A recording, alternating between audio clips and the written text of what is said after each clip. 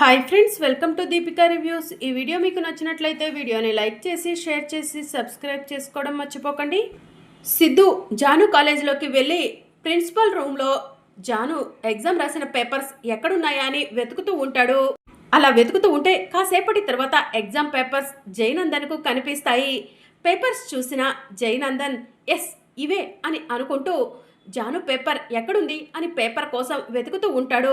అప్పుడు ఒక్కసారిగా జాను పేపర్ కనిపిస్తుంది.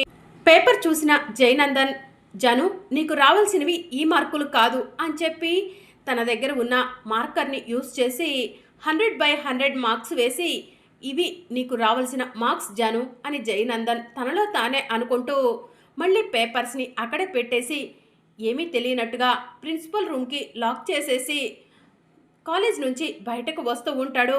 మళ్ళీ జయనందన్ కాలేజ్ గోడ దూకగానే వాచ్మెన్కి సౌండ్ వస్తుంది. ఇందాక ఒకసారి ఎవరో గోడ దూకిన సౌండ్ వచ్చింది, మళ్ళీ ఇప్పుడు గోడ దూకిన సౌండ్ వచ్చింది. కాలేజ్లోకి ఎవరైనా వెళ్ళుంటారా అని చెప్పి వాచ్మెన్ ఆలోచిస్తూ ఉంటాడు. ఇక కాలేజీలోకి వెళ్ళి అంతా కూడా వెతుకుతూ ఉంటాడు. అమ్మయ్య, ఎవరికి ఎలాంటి అనుమానం రాకుండా నా పని పూర్తి చేసుకొని బయటకు వచ్చేశాను అని జయనందన్ తనలో తానే అనుకొని అక్కడి నుంచి వెళ్ళిపోతాడు. ఇక జాను జైసార్ ఎక్కడికి వెళ్ళుంటారు అని చెప్పి జయనందన్ కోసం ఇల్లంతా వెతుకుతూ ఉంటుంది.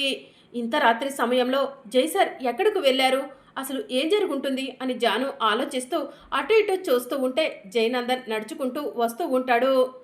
జైసార్ ఆగండి అని చెప్పి జాను గట్టిగా అరుస్తుంది. ఇదేంటి జాను ఇంత గట్టిగా అరిచింది, జానుకి నిజం తెలిసిపోయిందా అని జయనందన్ కంగారు పడుతూ ఉంటాడు. ఏంటి జాను అని జయనందన్ అడుగుతూ ఉంటాడు. ఎక్కడికి వెళ్ళారు సార్ అని జాను అంటూ ఉంటుంది. అది జాను అది అని జయనందన్ అంటూ ఉంటాడు. మిమ్మల్ని సార్ అడుగుతుంది, ఎక్కడికి వెళ్ళారు ఇంత రాత్రి సమయంలో ఎక్కడికి వెళ్ళారు సార్ అని జాను అంటూ ఉంటే జాను ఆఫీస్ నుంచి అర్జెంట్ కాల్ వచ్చింది జాను, అక్కడికే వెళ్ళాను అని జయనందన్ చెప్తూ ఉంటాడు. మరి ఆ విషయం చెప్పొచ్చు కదా సార్, ఎందుకు అంతలా కంగారు పడుతున్నారు అని జాను అంటూ ఉంటుంది. నీకెక్కడ నిజం తెలిసిపోయిందోనని అని జయనందన్ అంటాడు. ఏమన్నారు సార్ అని జాను అంటూ ఉంటుంది. ఏం లేదు జాను, నీకు తెలిస్తే ఎక్కడ కంగారు పడతావోనని నీకు చెప్పలేదు అంటున్నాను అని జయనందన్ చెప్తూ ఉంటాడు. సరే సార్ పడుకోండి అని జాను అంటుంది.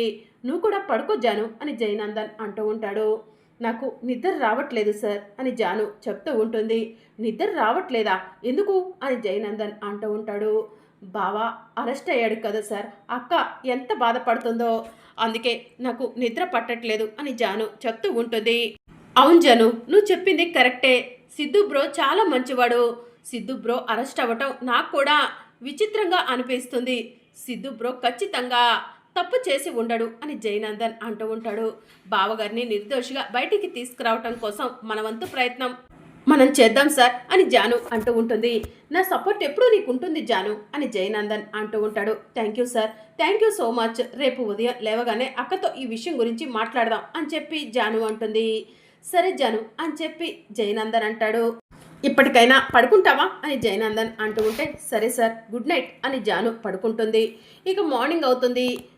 తులసి నిద్ర లేచి కిందకి రాగానే నీలాంబరి తులసిని చూసి, ఒసే దరిద్రపు మొహందానా, పొద్దు పొద్దున్నే నీ మొహాన్ని మాకెందుకు చూపించావే అని అంటూ ఉంటుంది.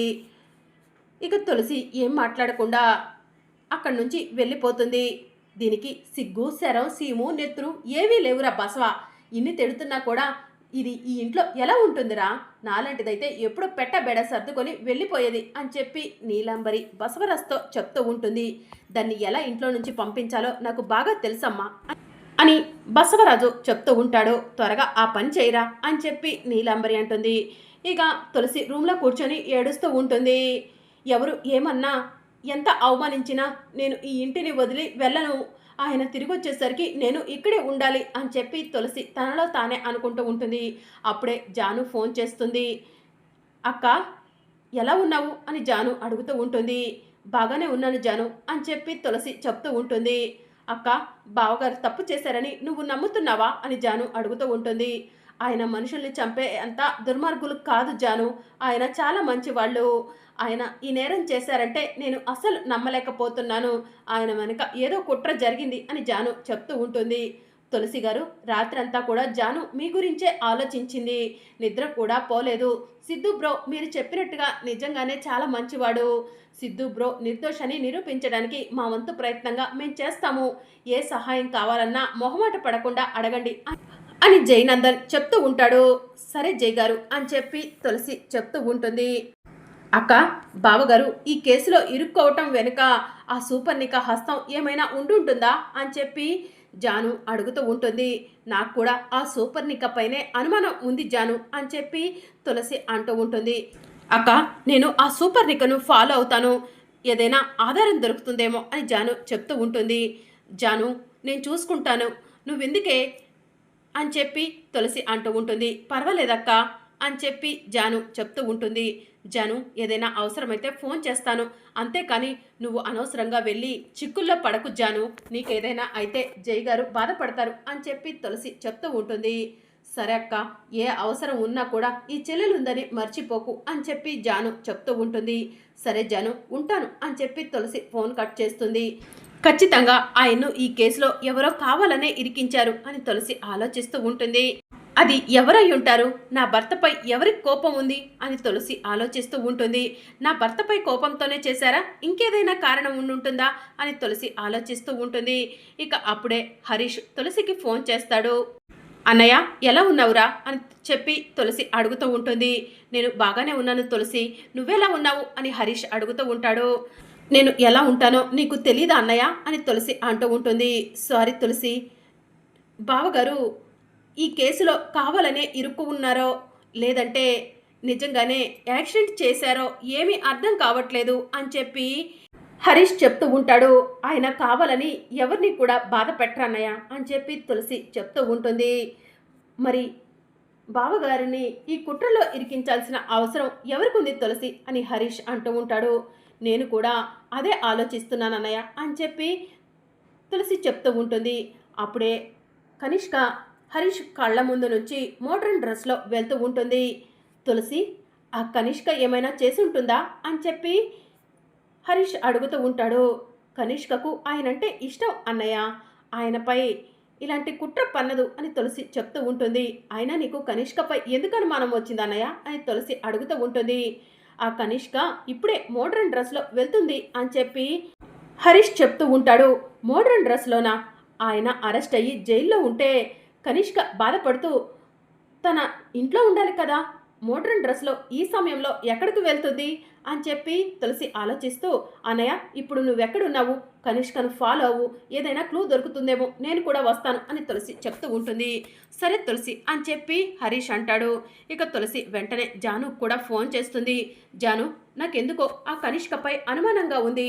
కనిష్క కావాలని సిద్ధు గారిని ఈ కేసులో ఇరికించిందేమో అనిపిస్తుంది. ఒకసారి మనం ఆ కనిష్కను ఫాలో అవుదామా అని తులసి అంటూ ఉంటుంది. సరే అక్క, ఇప్పుడే వస్తాను అని చెప్పి జాను అంటుంది. ఇక హరీష్ కనిష్కను ఫాలో అవుతూ ఉంటాడు. ఇక తులసి ఆటోలో హరీష్ చెప్పిన లొకేషన్ దగ్గరకు వస్తుంది. ఎక్కడనయ్యా ఆ కనిష్క అని చెప్పి తులసి అడుగుతూ ఉంటుంది. అదిగో వెళ్తుందే ఆ కారులోనే ఉంది అని చెప్పి హరీష్ చెప్తూ ఉంటాడు. సరే అన్నయ్య, నేను చూసుకుంటాను, నువ్వు వెళ్ళు అని చెప్పి తులసి అంటూ ఉంటుంది. తులసి, నేను కూడా వస్తాను అని హరీష్ చెప్తూ ఉంటాడు. లేదన్నయ్య, నేను ఆల్రెడీ జానుకి ఫోన్ చేశాను, జాను నేను చూసుకుంటాము అని చెప్పి తులసి చెప్తూ ఉంటుంది. సరే తులసి, జాగ్రత్త, ఏదైనా అవసరం ఉంటే ఫోన్ చెయ్యి అని చెప్పి హరీష్ అక్కడి నుంచి వెళ్ళిపోతాడు. ఇక తులసి కనిష్కను ఫాలో అవుతూ వెళ్తూ ఉంటుంది. జాను, బయలుదేరావా అని తులసి జానుకి ఫోన్ చేస్తుంది. బయలుదేరానక్క అని చెప్పి జాను అంటుంది. ఇక కనిష్క ఒక పబ్బు దగ్గర దిగుతుంది. ఇది బాధలో ఉంటుందనుకుంటే పబ్బుకు వచ్చింది. ఖచ్చితంగా ఏదో ఒక క్లూ ఇక్కడ దొరుకుతుంది. ఆయన ఏ తప్పు చేయలేదని ఏదో ఒక సాక్ష్యం దొరికేలా చూడు దేవుడా అని చెప్పి తులసి దేవుడికి దండం పెట్టుకుంటుంది. తులసి పబ్లోకి వెళ్ళబోతూ ఉండగా అక్క అని జాను గట్టిగా పిలుస్తుంది.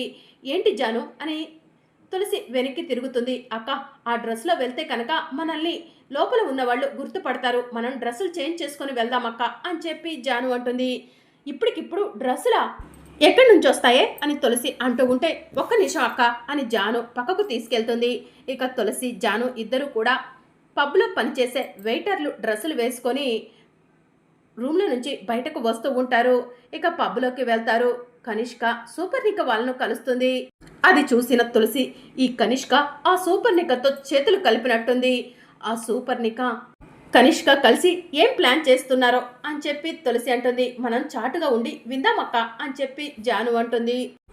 ఇక కనిష్క సూపర్నిక వాళ్ళ దగ్గరకు వెళ్ళి హాయ్ అని చెప్పి అంటూ ఉంటుంది. హాయ్ కనిష్క, నీకోసం చాలాసేపటి నుంచి వెయిట్ చేస్తున్నాం అని చెప్పి సూపర్నిక చెప్తూ ఉంటుంది. కనిష్క, డల్గా ఉన్నావేంటి? సిద్ధు అరెస్ట్ అయ్యాడనా అని భార్గవ్ అడుగుతూ ఉంటాడు. అసలు సిద్ధుకి ఎవిడెన్స్ ఎలా దొరికిందో నాకు కొంచెం కూడా అర్థం కావట్లేదు అని సూపర్నిక అంటూ ఉంటుంది.